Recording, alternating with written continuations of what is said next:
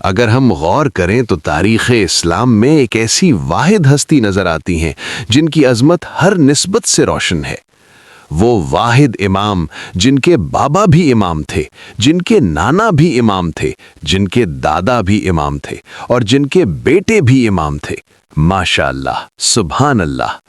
یہ عظیم ہستی حضرت امام محمد باقر ہیں، جن کے والد امام زین العابدین عبادت اور صبر کی وہ مثال، جن کی پیشانی سجدوں سے روشن تھی، جن کے نانا امام حسن صلح، حلم اور بردباری کا وہ پیکر جنہوں نے امت کو ٹوٹنے سے بچایا، جن کے دادا امام حسین حق و صداقت کی وہ لازوال قربانی جنہوں نے کربلا میں دین کو زندگی دی، اور جن کے فرزند امام جعفر صادق علم و فقہ کے وہ سمندر جن سے ہزاروں چراغ روشن ہوئے۔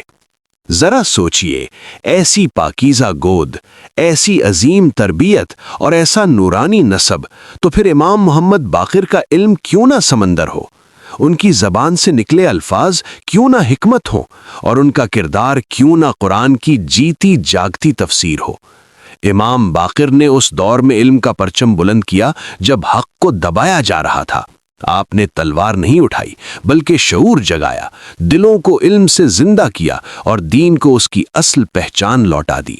آپ فرماتے تھے کہ علم وہ خزانہ ہے جو بانٹنے سے بڑھتا ہے، اور حق وہ روشنی ہے جو چھپانے سے نہیں بجھتی۔ راتوں کی خاموشی میں غریبوں کے دروازے کھٹکھٹانا، بغیر نام بتائے مدد کرنا، اور دن کے اجالے میں صرف اللہ پر بھروسہ رکھنا، یہی امام محمد باقر کی زندگی تھی۔ واقعی ایسی ہستیاں صدیوں میں نہیں بلکہ صرف اللہ کے خاص انتخاب سے پیدا ہوتی ہیں۔